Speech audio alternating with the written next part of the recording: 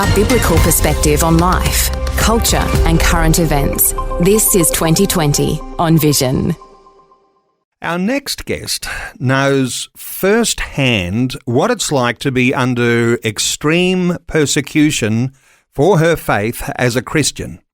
She has lived in Iraq, and you might remember the rise of ISIS in Iraq within this last decade. You might remember stories of destruction of churches and anything Christian when ISIS assumed power in Iraq.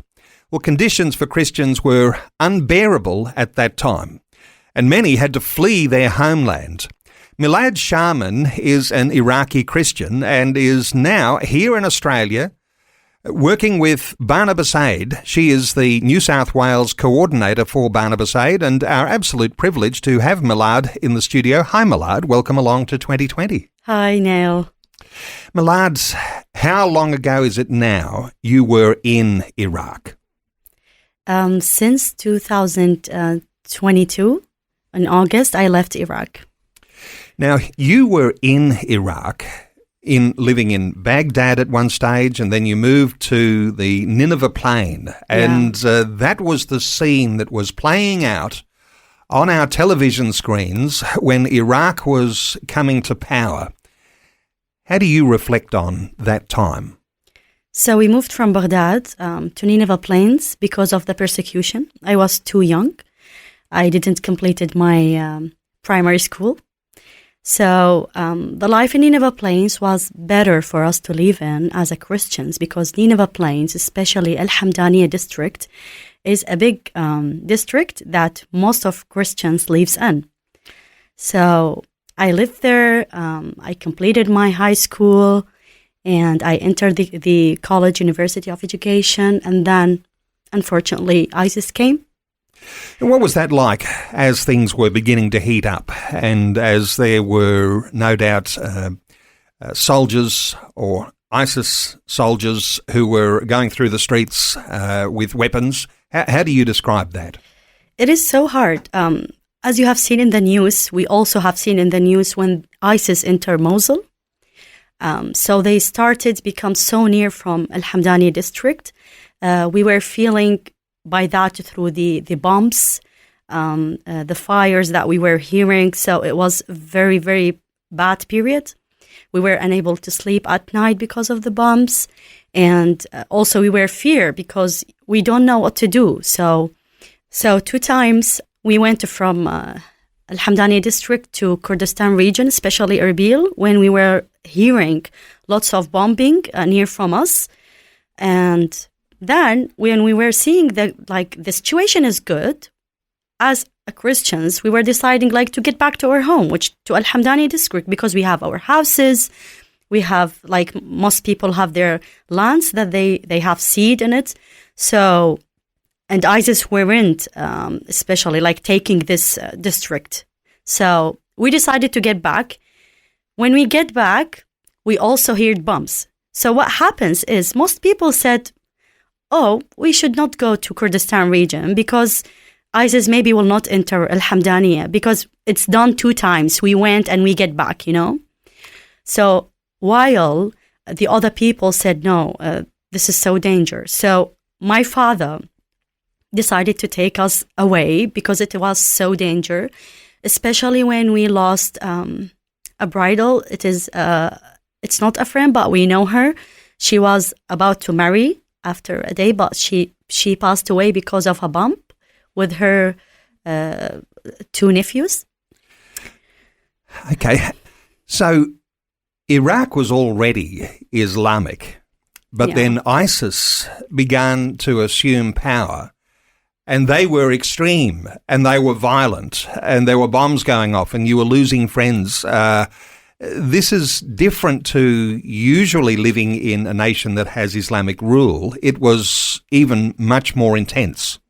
Yeah, it is so hard because this is your country, this is your land, this is the place that you grow and you have friends, you have relatives, and then everything is not yours. So we are Christians and we are Iraqis. We have the right to live in our countries, but unfortunately because of this because of ISIS, we were unable to be there. I remember at the time, when people were saying, well, why don't the Christians just leave? But wait a minute. In Iraq, and particularly northern Iraq, it was part of the Assyrian territories that went across a number of those nations, and that's got a history in Christianity that goes back 2,000 years. It's a fabulous, rich Christian history. So you don't want to leave that behind, do you? And you say, well, why are these people coming in to try and displace us? Yeah, but suddenly when you feel like not just marginalized and persecuted, but you feel like there's no power there, like you need to save your family. So we were 3 daughters, single daughters. My father was just afraid because ISIS, if they took us, we will not get back and we will be suffering. No one will know our future, what is hidden. So my dad decided to take us all and to go to Kurdistan region.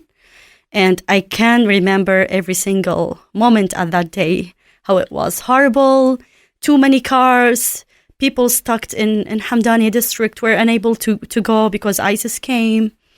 So, but if I reflected to now, I can't forget how God was with us. He protected us, He saved us, and yeah, His grace was upon us. His hand of protection on you. And take it back, though, reflecting on being one of 3 daughters in your family. The horrific stories that we might have heard around how ISIS treated women. That was something, no doubt, that your own father would have been very concerned about. I imagine that he was going to great lengths to keep you out of sight. Is that the way that worked? Yeah, we left everything. Like we had 3 cars. We left 2 cars at home and we flee and left everything. Even the money, the gold, everything we left. Because, Iraqis, they love to buy gold. So we have gold as Iraqis. So we fled and didn't look back. And we made it safe to Kurdistan region, Erbil. And here you are today, and you've taken on a role here in Australia. You're a fairly recent newcomer to Australia, and you've taken on this role as the New South Wales coordinator for Barnabas Aid. And when you're talking about your own story, it really relates to the sorts of stories that are being told around the world in the 100+ nations that Barnabas Aid is working. When you've been able to speak to a group or 2 and tell your story, how have you been received by Australians? I mean, I've shared my story with some people in Australia, and they were like surprised because, like when you hear about Iraq and the Christian in Iraq, many people knows how we suffered. So, yeah, I don't know, but I feel like they are surprised when they are seeing me. But always I'm mentioning that I witnessed God's work in my family, in my husband's life, in my life, in my kids' life, and how He equipped us. He was with us, didn't leave us alone. So I always feel proud to witness how He protected me since I was in Baghdad, because many things also has been happened in Baghdad. But God is good, and yeah. Your own faith, having gone through what you've been through, and even recognizing the power of God in the way that He preserved you and protected you and allowed you to get out of there safely. Do you reflect on that as like miraculous provision from God? Is that the way you think of it? Yeah, it is miracle. He done lots of things to us, many, many things. Today I'm in Australia, safe. My health is good, and I've been protected. And you are a mother of 2 fabulous boys. Yes. You and your husband, Yeah. You're living in Sydney and trying to work out how you get around in Sydney, and no doubt it's not easy navigating there. You're established now. You're going to be you're established, and you are the state coordinator for Barnabas Aid. I imagine that you'd like to meet with people who might be listening to our conversation now. Are you prepared to travel to different country areas throughout New South Wales, or people who might be listening in Sydney? You'd like to get opportunity to make some new friends? Yeah, I would love to. And I would love to say like how truly persecuted Christian in Iraq were suffering until now. They are suffering, even though they are now, most of them in Jordan or Turkey or Lebanon.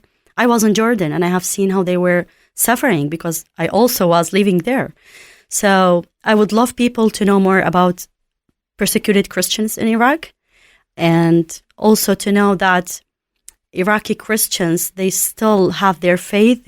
Even though they have lost many family members, but most of them, they have still faith in God, and they are, have been changed, and God has lifted them up. So I'm so happy with everything that God has done with us. Even ISIS, when ISIS came, let's say evil or devil plan was to destroy us, but God has changed many things in us. What a great way to expect that wonderful aspiration that God is going to preserve Christian believers. And he does that when we stand in solidarity with those organisations that are supporting the persecuted church. And usually, I must say, Milad, whenever I'm talking to various organisations here in Australia, the state directors or the national directors, they're usually Aussies. And so what a refreshing thing it is to know that here you are, you've come from Iraq to Australia, and now you are going into bat, going in to raise that support and awareness about what's happening in the persecuted world, because that's the background that you come from. And no doubt there'll be some listeners who might like to connect with Barnabas Aid. You're familiar with Barnabas Aid, a fabulous organisation. You can connect now with Milad Shamaan. That's Milad Shamaan. Milad Shamaan. And she's an Iraqi Christian and now New South Wales coordinator for Barnabas Aid. You can connect with Milad at barnabasaid.org. barnabasaid.org. Milad, thank you for sharing your heart with us today on 2020. Thank you so much, Neil, for your interview. Thank you.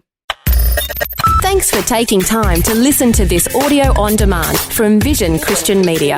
To find out more about us, go to vision.org.au.